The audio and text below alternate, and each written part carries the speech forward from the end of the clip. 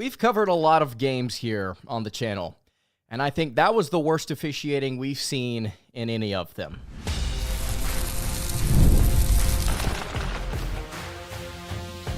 You are Locked On Kentucky, your daily podcast on the Kentucky Wildcats, part of the Locked On Podcast Network, your team every day. If you didn't think I was going to bring back the officiating outfit and the sunglasses for this one, you are horribly mistaken. What's going on, Big Blue Nation?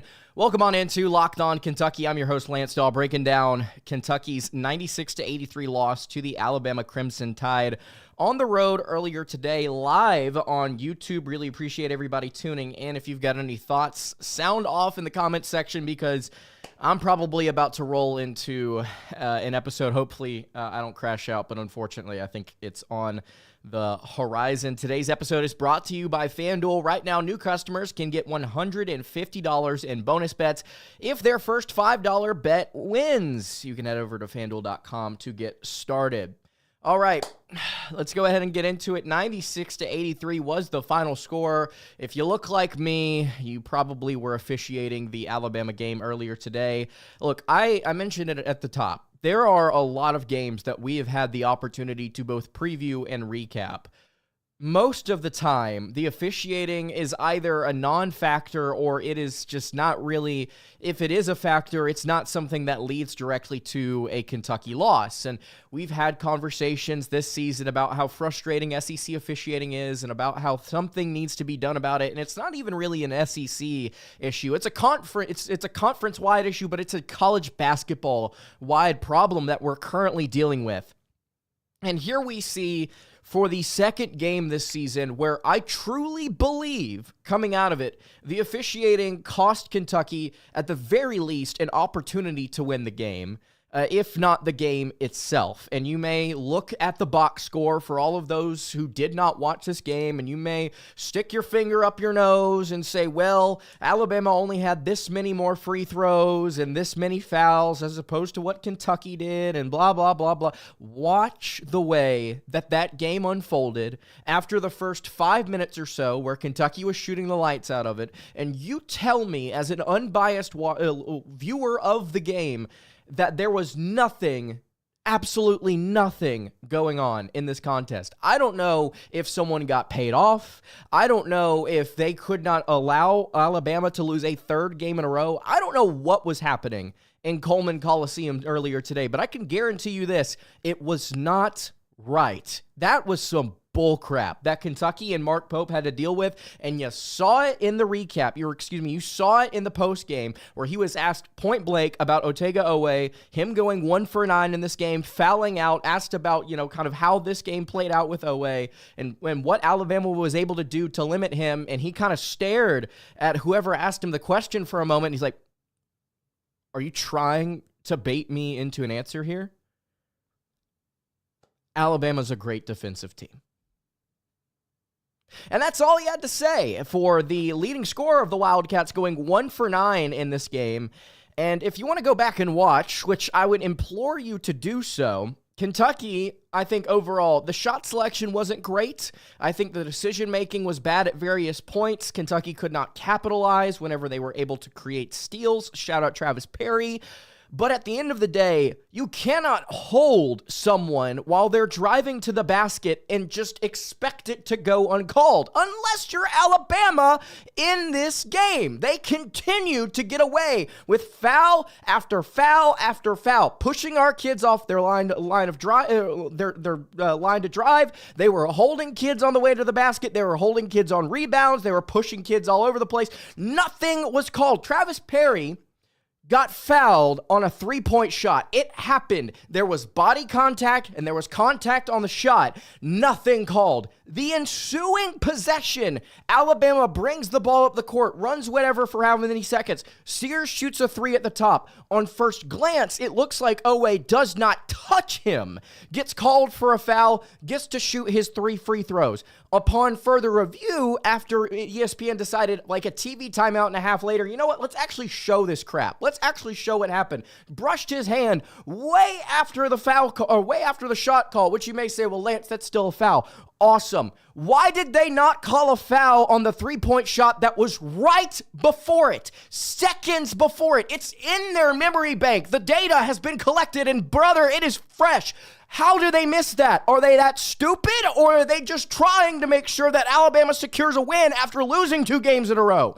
What is going on tonight? And then you get to, oh my gosh, dude, you get to the way that Colin Chandler was handled a couple of different times, where he was getting smacked around. Same goes for Travis Perry. Did you see the way Travis body contact reacts the same crap that happened against Ole Miss, where he goes up for a layup and he gets so hard his entire body twists immediately, no foul call. And then you've got players like Mark Sears driving down into the lane, stepping on people's feet, falling over like he's been shot, and then all of a sudden, oh look, there's a whistle, let's put him on the line, give him 2 more free throws. Even me saying that, by the way, is constitution for our Mark to go back to the charity stripe and knock down 2 more. Let's make it 98-83 after those horrendous comments from me. If you've got a thought about this game, I would love for you to sound off in the comments. Push back, give me an opinion, something, because this tonight was pure bull. I will not accept anything else. Yes, Kentucky lost the game. Yes, they did not capitalize on opportunities.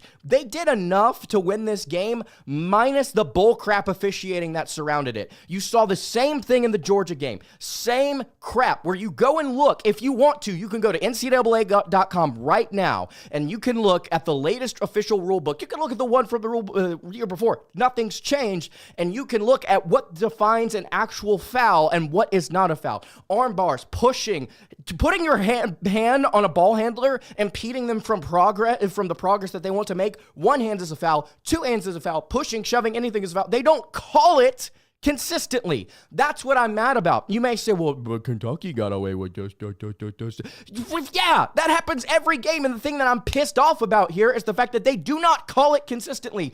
Point being, look at the Perry shot, look at the Sears shot. They cannot both be, foul, not foul. It has to either both be a foul or both not a foul, and they should let them play. And the thing that infuriates me the most about this is at halftime, I went to go watch the Florida LSU game, which was a fun game, by the way. I went to go watch it. They were already like 5 minutes into the second half, and they started at the same time Kentucky-Bama did. Shows you what we were dealing with today. But you watch the game, you watch the sequence. Florida was kind of climbing back into it after LSU built a lead, and there were some things going on down low. There was a lot of fighting. There was just some physical SEC Division I basketball. Nothing from the officials, and I kept looking, seeing they're gonna after seeing the foul fest bull crap that was the first half, going, oh, they're gonna call that, right? Oh, they have to call that on the rebound, right? No. They weren't going to call anything on a rebound. They weren't going to call anything on a drive to the basket because they were calling the game consistently. As a chatter just notes, the official's job, their only job is to call the game consistently.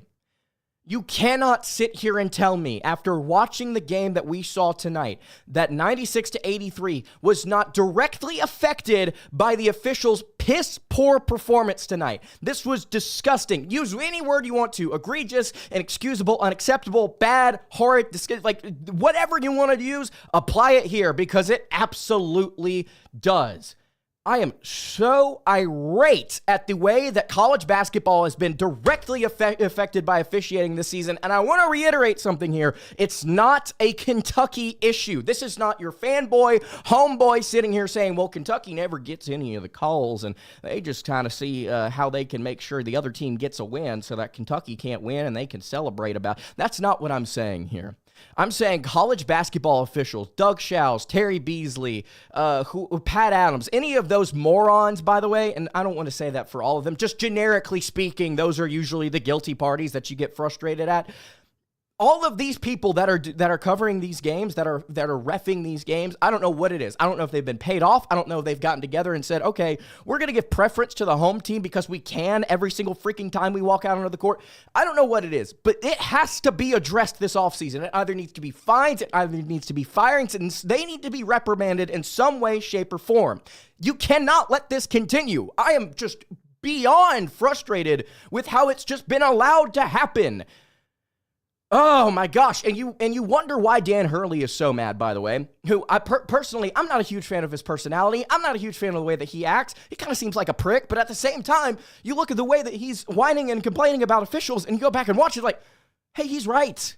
Hey, if he's complaining about consistency, he's complaining about not getting the same calls that the other team is getting. And darn it, I would have an idea if I were coaching the sport for 20 plus years and I'd won back-to-back national championships, what a freaking foul looks like and what it doesn't. Especially whenever you see it get called a foul 10 minutes before your kid doesn't get one. And by the way, let's just go ahead and throw this out there. Did you see that clip where Mark Pope was ranting about something? I don't know what it was in front of his bench. He was upset. The lead official for today, I'm going to have to pull him up. Terry Oglesby walked him down to get in his face and tell him to shut up. If you've got a problem with Mark Pope, who has been nothing but kind and nothing short of an angel compared to Coach Cal before him, if you've got a problem with him, it's probably you, brother. Miles' voice says, bad calls change the momentum, which swung towards Alabama every time. Miles, preach. Every single time Kentucky had momentum. They cut this game to 3 points in the second half? Well, let's bail them out with some fouls. Oh, let's just make sure that Mark Sears on the way to the basket gets a ghost foul call on Kobe Brea, who had nothing but his hands up. Guess who initiated the contact? Sears did. He puts his shoulder into him. Bama kept doing that on every drive to the rim. They would jump into the Kentucky player, and when they went up, Youngblood would throw his head back like he had just gotten shot with a Nerf bullet. What is going on? Why is that being bailed out and praised? This is not basketball. It's the same thing I'm saying about A&M. It's the same thing I'm saying about Tennessee. It's the same thing I used to complain about on this show about South Carolina, but now that Frank Martin's moved on, we don't get to necessarily see that as much. You have to call the game consistently in order for things not to escalate. Did you watch the Auburn-Georgia game today? Did you go and watch and see how Chad Baker-Mazara and Denver Jones were just walking away, trying to get away from, I think it was Silas Demery for Georgia, and he pushes into Jones, but really pushes Baker-Mazara, and then everybody gets tangled up. It's because they had been calling foul after foul after foul after foul on Auburn to begin the second half, and things were getting a little tight. In the moment that Auburn got a call, Demery was like, hey, I'm going to come in here, I'm going to say something about it. And because CBM's been the way that he's been this season, he's been the guilty party in so many different situations like this, gotten back-to-back texts, by the way. I think it's back-to-back-to-back now in 3 straight games. The official's like, whoa, actually, you're the guilty party. The game is not called consistently. The game is not called consistently. The game is not called consistently. You want to know why Alabama shot 57.7% in this game, or in the second half? You want to know why they shot 52% from the floor? It's because Kentucky players were afraid of fouling kids every single time they went to the freaking basket. I am sick of this. Ortega barking at the ref on the way to the bench was awesome. Let him know we see it. The fact that Mark Pope actually got smart with a referee in the postgame and then had to cut himself off and say, Alabama's a great defensive team. That man is showing more restraint than I could possibly fathom. I could possibly conjure up. Respect to our coach, man. I really do. I really do like Mark Pope. I like what he's got going. I like his offensive philosophy. Our defense, by the way, up to 65th nationally now. We're knocking on the door of the thing I've been saying all year long, is where if you can get to that, then you're gonna be in a good spot. The defense got better after this game, and that was post-official bull crap. All season long, very late whistle depending on if the shot goes in. Same thing, I think it's Arixie82 says here in the chat. Yes, you notice how late the whistle was today, and it was the same. I'll talk about consistency. It was the same on both ends at various points where you'd get a whistle super late, like that foul on the Sears 3, or you'd get one where Amari was getting swatted at and smacked, and they would wait to call a foul but to see if the shot went in or not. That is some lame blank officiating, dude. That is some pathetic officiating. And I'm not the only one that thinks about stuff like that, by the way. Go look at any other media member that has been covering the game for 20 plus years, for 10 plus years. They're saying the exact same thing. We are sick of this crap. Something has to change. Kentucky's got 4 games left here, and they could have gotten a huge win at Alabama. Instead, they were screwed out of it because of some stupid officials who could not make a consistent call to save their life. Did you see Amari Williams get smacked in the mouth? They went to review, and they called it a common foul. They called it a common foul. A common occurrence. This happens flippantly. You walk onto a court, you watch some pickup basketball, and every time a kid draws a foul at the rim, he's getting smacked in the mouth. That's what's happening. That's normal. On a rebound, by the way, that Amori had no chance of getting. Oh, my gosh. Them boys are going to eat in the tournament. I hope somebody lights them up, dude. I hope if it's Pope, if it's Mark Fox, if it's Alvin Brooks, I don't know who needs to light a fire in their butt before the NCAA tournament, but I hope they realize, hey, we're going to go into this. We're not going to get screwed out of anything by anyone. We're going to go out there. We're going to punch somebody in the mouth. We're going to make this work, especially if they're healthy here, which I pray that they are soon, because if they are, they're going to put some people in hell, dude. They're going to cause some problems later on in March. I am sick of this. I have to talk to you guys. I'm so sorry. I have to talk to you guys about FanDuel. Listen, I'd bet the house on Kentucky, all right, here later on this week against Oklahoma. I think this team needs a little bit of a fire to them, a little bit of an edge to them, and I'm going to tell you guys about our friends, over at FanDuel. When the game tips off, NBA action's just getting started. There's no better place to get in on it than FanDuel, America's #1 sportsbook. With FanDuel, you can place live bets throughout the game, so even if you miss the opening tip-off or want to bet on a fourth quarter comeback, you can stay in the action. If you're looking for a bigger payout, you can combine your live bets into a same-game parlay. I really like using FanDuel's live betting feature because it keeps every moment of the game exciting. So if I'm looking at Kentucky versus Alabama and I'm saying, hey, Kentucky's going to get back into this one, I know that the officials are going to screw us out of it. So I go ahead and I put some live stuff on the Crimson Tide. The app's super easy to use. When you win, you get paid instantly. Right now, new customers on FanDuel can get $150 in bonus bets. If you win your first $5 bet, visit FanDuel.com to join today. That's FanDuel.com for your one shot at $150 on bonus bets. Make sure you use it when next time Alabama plays at home in Tuscaloosa. I'm sure you're going to get some good stuff there. Make every moment more with FanDuel, the official sports betting partner of the NBA. We move. All right, let's see. I cook for cracks. And I noticed one play where Kobe was literally getting held by 2 people on a screen, and they hit a 3 because of it. Yeah. By the way, you saw it in the Texas game, too. There were so many illegal screens set in that game. Just blows my mind. Just blows my mind. How is it fair you can't literally get through a screen, and if you do like Chandler, it's a foul? Great question, man. I don't have a good answer. I do not have an answer for this one. Julie Sheving says, rough how I long for good officiating. Them boys are going to eat in the tournament. You tell them Lance will feel good for go Big Blue. Defense was actually good with the personnel available. I'll say this. First half was pretty darn good. First half, I think Kentucky actually played really good defense.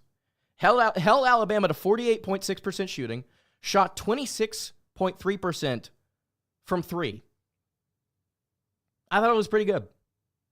Bama had more turnovers. Kentucky, I think, got out-rebounded by a small margin in the first half. More so on the defensive glass, though. Same amount of second chance points. Got ran on by the bench. And see, here's the problem with Kentucky, and here is my positive take coming out of this one. If this team gets healthy,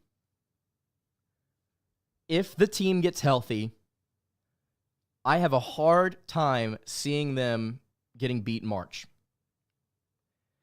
If Lamont Butler and Jackson Robinson come back, I have a hard time seeing this team getting beat in March. Why? Take a look at our last 5 games. South Carolina, Tennessee, Texas, Vanderbilt, and Alabama. Do you know what's been the catalyst in most of those wins? Do you know what sparked Kentucky on runs or has been the main source of production? It's been the freshmen. It's been the young players. It's been the kids that haven't gotten a ton of experience this year. It's kids that are being asked to do a lot more than they were supposed to do this season because of injuries. If this team gets healthy, they will get to March, and they will be able to say, we can rely on our bench production, way more than we could at the very end of the regular season. Outscored on bench points here, 15-29 for Alabama. Holloway played great, hit some tough shots. I will give Bama that. They hit some tough shots down the stretch to ice this one, and they hit some tough shots to get back in it whenever Kentucky got up by 12 or 13. Largest lead, was by 12, 30-18 with 9.5 minutes left in the first half. This team will be hard to beat in March if they are healthy, because guys like Trent Noah, they're going to continue to step up. Guys like Travis Perry, who had 12 points today, didn't shoot well, hasn't shot well, but didn't turn the ball over and had 4 steals. Every time he gets out on the court, he's playing a little better. Just a little better. Defensively, he's still a traffic cone, but he's getting a little better. Colin Chandler playing really well defensively. Do you know Colin Chandler is the only player that finished positive in plus-minus box score today for Kentucky? +7. Shows you that he is reliable defensively. When the officials don't foul him out in the first half, just about 2 of them that were ticky-tack. And again, it's not about the definition, right? Okay, I'll say this. It's not mostly about the definition of what a foul is. It's about the consistency. We don't have to get into it again. I don't want to keep saying over and over and over. Cook says, I'm impressed and happy with our Cats, especially with Mont and Jax out. I agree. Isaac says, what I hate the most about losing because of the referees is we can't learn anything from a loss. Pathetic. I think as a whole, it's a little frustrating, yeah, but again, you're seeing the freshmen get a little better. You're seeing Colin Chandler get more comfortable handling the ball. You're seeing Perry get more comfortable. I think that will prove more valuable than not in March. Vlad the Inhaler says, I'm optimistic. Keep developing our bench. Sheving says, yes, our bench is getting experience under fire. Jay the Great just said, this is Sears last year, right? Can't wait for him and his flopping to finally be out of the SEC. Such a weak style of basketball. I have respect for Sears because of the tough shots that he can hit and the tough layups that he can hit. But man, does that kid flop a lot. And it's the same for guys like Youngblood. For you to be for Youngblood in his case, I don't want to misspeak here. For Youngblood to be a 6'4", 225-pound grown adult man, and to get some contact on the way to the rim, or almost no contact at all, and to throw your head back when nobody hit you there, or nobody hit you nearly as hard as you act like they did, that's embarrassing to me. Maybe we should teach our kids how to flop. Maybe that's what we need to do. We need to say, hey, Perry, remember the time you got slammed to the floor against Ole Miss, you didn't get no call? Remember the time you got slammed on the way to the rim against Alabama, no call? Why don't you scream in agony and act like your arm is falling off whenever you get touched next time? Maybe they'll call it. I don't know. I do believe, by the way, Jay, it is his last year. Randy says, played hard, never quit, and battled adversity on many sides. And by the way, that's the thing about this team. Fun little tidbit here. It was a 3-point game at some point in the second half. 5-point game. You're down 2 starters and your backup point guard. You were down to your 4th option technically at point. You lost by 13 to a top 5 team on the road. You've got something here. This is a good coach. Now, I'll tell you this. If we're gonna critique something, why the crap is Amari Williams in the second half? Why is he not on the floor every flipping minute? He had no fouls, I think, at that point. He finished with just 1. And I think the explanation for this is that he's being asked to do a lot mentally and physically. He's being asked to play defense at the rim. He's being asked to be a scorer. He's being asked to be a rebounder, and he's being asked to operate the offense right now. I think it's a lot on his plate emotionally and then just physically. So I can understand that he only gets, 28 minutes in this one. But golly, you got to play him a little bit more than that if Garrison is such a liability. Which statistically, you look at it, 8 points, 3 of 5 shooting, 4 boards. You may say, well, he wasn't that much of a liability. You got to go watch. He was. Williams also, we got to get to a point where mentally we're consistent when things don't go our way, we have to be able to fight back and push back. Some things happened at the end of the game. I was a little disappointed but at that point, the game's over, especially with the way the officials were calling it. Gutter Crew said we stopped shooting threes. Why is Brea driving the ball? You know, I think Brea was trying to do a little bit more today offensively, and I don't hate it. But, I think that if you're Brea, you have to have more confidence shooting. You have to be able to pull up more. You hit 4 of 10. That's 40%. When your team only went 35% from deep. By the way, one of the keys to the game here was volume with threes. You have to be able to outshoot Alabama in terms of getting threes up. Kobe was a big part of that. He took 10. He should have taken more. Kentucky took 26 threes. Alabama took 11. Salma said we got caught staring at the ball quite a bit. Yeah, at various points. Yeah. Miles' voice says, I think it was a 3 6-point difference when Amari got hand wrapped around his throat and it wasn't called a flagrant one, which would have given Kentucky free throws in the ball. Yeah, just getting slapped in the mouth and the throat. That's a common foul. It's a common occurrence. Don't worry about it, Miles. According to them, that's a hard loss. Loyal BBN Fan Show is in the chat. I'm so sorry. I'm going to have you on the show next week to sound off on this. I've been super busy this week, but I promise I'm going to get you on very shortly to kind of talk about the state of Kentucky. That Oklahoma game, man, is big. That Oklahoma game is huge. Usually the refs try to keep even on, but this one is just terrible. Yeah, that's the thing. Is normally I'll either keep my mouth shut or praise it. But golly, dude. This was so bad. This was so bad.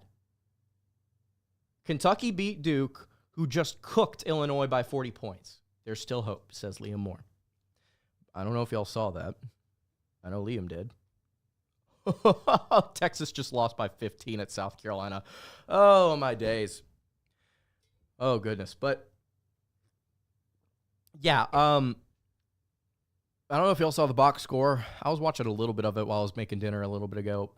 Duke scored 110 on Illinois. I don't know why Illinois and Duke were playing February 22nd. I had it explained to me before.